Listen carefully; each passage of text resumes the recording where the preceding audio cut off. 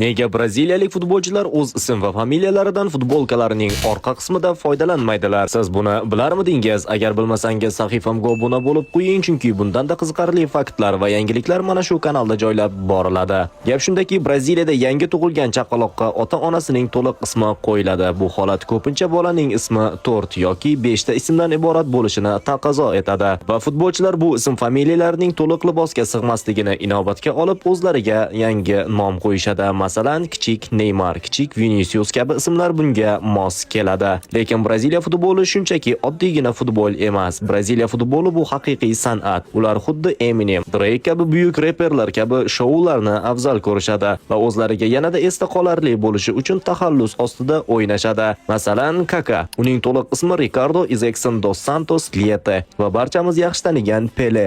Uning to'liq ism sharifi esa Edson Arantes do Nascimento. Tan oling, agar ular bu nom bilan futbol o'ynashganida bu qadar mashhurlikka va e'tiborga sazovor bo'lishmagan bo'lar edi.